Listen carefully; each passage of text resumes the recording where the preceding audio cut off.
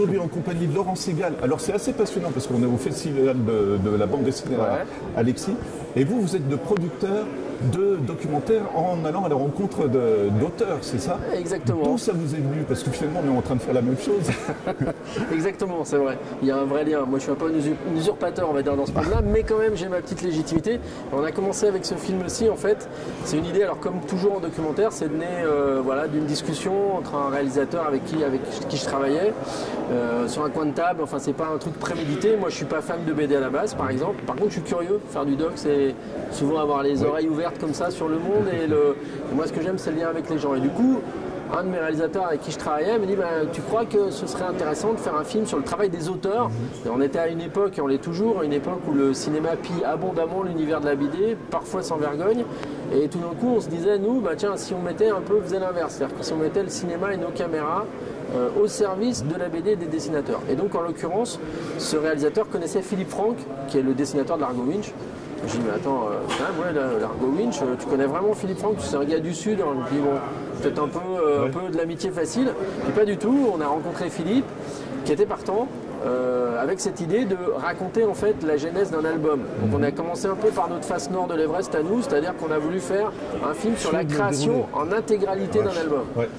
De A à Z, de l'écriture du scénar jusqu'à l'impression de l'album un an et demi après, en passant par des repérages à Hong Kong, ville extrêmement cinégénique pour nous. Et du coup, voilà, on a monté ce projet-là. Il a fallu convaincre Jean Van Damme, le papa de Largo, de 13, de Torgal, qui a un peu l'habitude des caméras et en tout cas du cinéma aussi, qui a très gentiment aussi décidé d'ouvrir ses portes avec Philippe et on est parti dans cette aventure assez invraisemblable qui a été vraiment compliquée. Moi j'ai entendu de la part, y compris des éditeurs de Largo Winch, ça m'intéressait qui la création de BD, sans compter Canal ou Arte parce que vous connaissez un peu le métier, il faut trouver des financements et en France pour avoir accès à de l'argent il faut avoir une chaîne et moi on n'en a pas eu au départ. Donc ça a été une aventure passionnante, on a découvert un univers absolument incroyable avec des grands auteurs qui ont plein de choses à dire et des choses qu'on n'imagine pas du tout quand on lit un album comme ça en 1 heure de temps en tournant les pages. Et l'aventure 15 ans après, maintenant est devenue belle puisque on a pris un certain risque à ce moment-là à lancer cette aventure. Mais aujourd'hui, ce film, qui n'était pas censé intéresser grand monde, on a vendu plus de 25 000 DVD. Canal+ a fini par nous l'acheter, en plus en format cinéma. On l'a sorti en salle de cinéma, petitement mais quand même. On l'a sorti notamment au Kinépolis, à l'Homme, à Paris, dans quelques salles. Et ça nous a fait reconnaître dans cet univers-là. Voilà. Et du coup, on a fait c'est là qu'on a découvert les festivals de BD. Moi, en tout cas, je suis devenu, y compris pote, avec plein de dessinateurs que je retrouve comme ça tous les week-ends et qui sont devenus en plus les premiers soutiens de notre travail. Moi, ça m'a beaucoup touché. C'est-à-dire qu'on a débarqué comme ça et il y a eu beaucoup de bienveillance de leur part, y compris certains qui m'ont dit moi, j'aime pas Largo forcément, mais merci d'avoir fait ce travail parce que ça parle pour nous, ça montre tout ce qu'on fait comme boulot et ils savent que ça a été une aventure compliquée. Je pense qu'à leurs yeux, on est assez crédible et légitime. Et moi, du coup, je suis pas forcément devenu un énorme lecteur de BD, je suis plus lecteur de romans, mais par contre, j'adore l'univers des festivals et c'est là aussi que maintenant, on fait nos rencontres et qu'on a vécu d'autres aventures. Donc après ce premier film, sur Largo, on a fait un autre film. Malheureusement, il nous a quittés cette année sur Jean-Claude Mézières, immense monsieur, papa de Valérian. Je me permets, mais le film, c'est vraiment pas du tout un hommage à Valérian. Exactement. Bref, mais on est d'accord. J'ai failli sortir au début. Voilà. Et Jean-Claude, pareil, nous on a fait un film là sur l'histoire d'une planche. On s'est dit tiens, parce que l'idée c'était pas de décliner, notre idée c'était pas de s'improviser spécialiste de quoi que ce soit.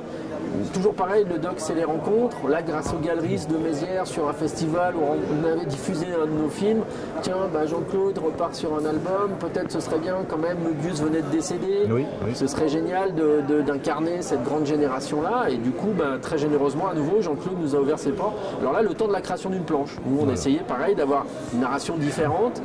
Et là, c'est un film de 45 minutes où l'idée est toute bête, le film démarre, la page est blanche, il s'arrête quand elle est finie. Et on a passé 7 jours avec Jean-Claude. C'est Picasso. Filmé par, je ne sais plus, c'était le mystère Picasso par Clouseau, exactement. Pardon, on n'a pas mis une table transparente quand même, nous, mais c'est exactement ça. vois, on est à la pointe. Voilà, justement, ça me fascine parce que moi, je pense visuel. Je pensais quand moi, je fais des émissions différentes où le gars n'a pas de matière. Là, c'est pas méchant. Vous devez filmer un gars qui va faire une BD. Mais visuellement, comment vous préparez ça? Parce qu'il faut du mouvement, il faut parler avec lui, rentrer dans l'intimité d'un dessinateur. C'est pas exactement. Non, c'est pas évident. Donc c'est pour ça que c'est une relation de confiance avec les réalisateurs. Et en plus, c'est d'autant moins évident qu'on est à un moment où ils travaillent. Ils font pas un truc pour nous. C'est pas un film promotionnel. Ils n'ont rien à fiche. Tous ces gens-là, ils n'ont pas besoin de nous pour être très connus, avoir leur public. Donc s'ils témoignent, c'est qu'ils veulent, quelque part, ils veulent témoigner. C'est qu'à leurs yeux, on est crédible et qu'on propose un objet de cinéma intéressant. Exactement. Et c'est ça, l'objet de cinéma, c'est de croire que, justement, contrairement à ce qu'on dit, quelqu'un qui dessine, qui crayonne, qui encre, qui colorie, c'est extrêmement cinégénique. Et effectivement, on se pose des questions dans comment on fait rentrer la case, comment on raconte tout ça. Mais quand on fait confiance et qu'il y a de la passion, et ces auteurs les filmant en faisant, ils sont extrêmement pédagogues de leur travail. Donc même sans poser de questions, tout d'un coup, moi Philippe Franck m'a dit, c'était génial, il m'a dit écoute, finalement ton film, ça a été très étrange parce que ça m'a permis de mettre des mots sur des trucs que je faisais inconsciemment et d'expliquer presque une méthodologie. Voilà. Et ils l'ont tous un peu fait en fait, c'est un peu magique parce que finalement, alors là c'est le talent des réalisateurs avec qui je travaille, il faut les citer, Avril Tambouret, Vincent Marie, c'est des gens qui eux ont une très grosse culture de la BD, sont encore bien plus légitimes que moi parce qu'ils partagent cette culture avec ces dessinateurs, ça se sent, et cet amour du trait, du dessin, et du coup il y a un truc magique de l'ordre d'une rencontre qui se passe et qui est tout simple en même temps. C'est tout simple, il n'y a pas besoin d'ultra scénariser le truc. Alors c'est sûr qu'on tourne beaucoup pour après choisir et structurer, mais il y a de toute façon une histoire. L'idée par exemple de dire on va faire une planche. Avec François Bouc, après on a appris que François lui il essayait de faire une planche en une journée. Donc on se dit tiens, on va faire un film sur une journée, François Bouc. Est-ce qu'il va réussir à faire? Donc là tout d'un coup la dramaturgie, on l'a. Voilà. Parce qu'il faut un scénario malgré tout pour un documentaire bien aussi. sûr, oui, il faut l'écrire, ça s'écrit. De toute façon, il faut trouver des financements. Et oui, sans ça, pas de bras, pas de chocolat. Dans les commissions documentaires, que ce soit au CNC, à la ProCirep. Parce que même ces films-là, la télé, ça ne les intéresse pas du tout. Les auteurs, on a eu beaucoup de mal à les monter avec des grosses télés, mais on va trouver des télés comme des télés locales qui nous ont permis de faire ces films. Et une télé locale ne va pas forcément amener des financements, on va des fois amener des aides techniques, mais par contre, c'est un sésame qui, moi, me permet d'aller chercher de l'argent dans des commissions. Et là, effectivement, il faut que le dossier soit étayé, il faut qu'il y ait une vraie construction dramatique, il faut qu'il y ait un vrai film qui propose un regard d'auteur, là le nôtre, pas celui de l'auteur qu'on filme, le nôtre, vraiment. Il faut le comprendre aussi, je pense, aussi le dessinateur, il faut rentrer dans son monde. Parce que si on n'est pas forcément intéressé, il faut au moins le respecter. Bien sûr, je veux dire. Complètement. De toute façon, Mézières, par exemple, c'était hyper simple. Je dis, écoutez les gars, vous venez dans mon atelier, si ça ne le fait pas, au bout de 2 heures, vous êtes dehors. Le deal, il est sain. C'est réglo. C'est exactement ça. On a quand même fait des films, je m'excuse du peu, Mézières, Van Damme, Franck, Tardy, Bouc, Charlie Adler, Joe Sacco, Jacques Ferrandez. Du coup, ça veut dire quoi? Ils disent le petit gars, il est sympa. S'il vient te voir pour faire un docu, tu dis oui ou des choses comme ça. C'est du bouche à oreille. Après, il y a une notion de confiance. Je pense que ça m'embête un peu. Je ne veux pas passer pour le mec prétentieux, mais je pense que nos films font vraiment référence. Et puis on se rend compte. Puis les gens, ils nous voient. François, j'avais fait des conférences avec lui à l'occasion de festivals. Donc tout d'un coup, il y a un lien qui existe. Mézières, c'est par son galeriste qui connaît bien mon réalisateur. Donc bien sûr. Vous n'avez pas toqué à la porte de ces types-là comme ça. C'est une légitimité qu'il faut acquérir au fur et à mesure du temps. Être capable de dire voilà ce qu'on a fait, et une fois de plus, ce n'est pas des objets promotionnels, eux, ils n'en ont rien à fiche, ils ne participent pas à ça pour ça. Donc le deal, il est simple, et c'est à nous de faire nos preuves. Mais comme je l'ai fait là, c'est pas seulement le jour où on vient tourner, c'est tout un background où tout d'un coup on est légitime dans un milieu où des gens parlent, moi vis-à-vis des éditeurs aussi. Les éditeurs, on a fait des bouquins en coédition avec Glénat sur Book, on a fait. Donc voilà, au bout de 15 ans, je dis bien en restant à notre place, je ne suis pas une star de la BD, c'est pas question de croire ça, mais je pense qu'on a une certaine légitimité, que les gens nous connaissent et qui savent que c'est pas du chiquet, qu'on a aussi pris nos risques, qu'on n'est pas là pour vivre à leur crochet et qu'on propose une vraie rencontre. Voilà, et que c'est 2 énergies finalement qui se rencontrent, celle du dessin, celle du documentaire, et qui font une œuvre commune. Et là, les films, c'est pour ça que moi je tiens à ce que les films, ils aient tous leur signature, ils soient tous de durée différente, avec une idée différente, avec et pas un truc de décalque qu'on pourrait produire comme ça en disant tiens, je vais faire la même chose sur un retour. Je vais faire une planche par un dessinateur, en faire 10, 15, 20. moi, c'est pas ce qui m'anime, quoi. Au contraire, je suis assez fier. On a fait 6 films, ce qui n'est pas énorme en 15 ans. Mais chacun a une signature, a une narration, a une durée différente. Et on n'est pas dans un acte reproductible. Et on essaye à chaque fois de trouver une idée, un concept qui soit le plus adapté à ce qu'on filme avec le dessinateur. Et ça, c'est le réalisateur qui le porte. Voilà, donc nous, c'est vraiment une exploration comme ça. C'est un peu transporté. Quand on voit ici les gens, je vous invite évidemment à venir demain et sur tous les festivals où vous pouvez aller. Donc quand on voit les queues de gens qui regardent faire une dédicace, évidemment que c'est fascinant le dessin en train de se faire. Donc voilà, nous on a cru à cette cinégénie-là, à l'incroyable charisme et pédagogie qu'ont ces auteurs. C'est des vrais personnages à part entière, donc c'est du pain béni pour des caméras et pour qui sait un peu s'y prendre et tisser ce lien. Donc voilà, nous on propose comme ça des immersions dans des ateliers à côté des grands noms du 9e art. Et une autre partie après de notre travail, autant on a fait donc plusieurs films, donc L'Argot, Mézières, Bouc et Laurent Vicomte sur un auteur et une œuvre, autant après on a aussi exploré, on a fait un petit truc éditorialement différent avec l'histoire. Donc on a fait un film sur la Grande Guerre, guerre de 14-18, et là on a fait un film choral. Là on a réuni plusieurs auteurs. Je parlais tout à l'heure, c'est dans ce cadre-là qu'on a réuni par exemple Tardy, Joe Sacco, Charlie Adler, Delphine Priet-Maheo, Chris et Maël, qui ont tous comme point commun d'avoir travaillé la Grande Guerre, choisi un épisode différent de cette Grande Guerre, ou sur la totalité de son œuvre quasiment, comme une grande partie en tout cas, comme Tardy. Et du coup, voilà, avec eux, on porte un regard sur ces événements, tout en restant aussi avec des actes de création, mais là on n'est pas sur une création stricto sensu. C'est le sujet de la Grande Guerre. C'est le sujet de la Grande Guerre, voilà, exactement. Et ça, c'est un film qui a marché très très fort auprès des scores. On a fait plus de 250 productions de ce film partout en France. On a été le plus gros succès du mois du doc en 2018. Et ça a vraiment très très bien marché.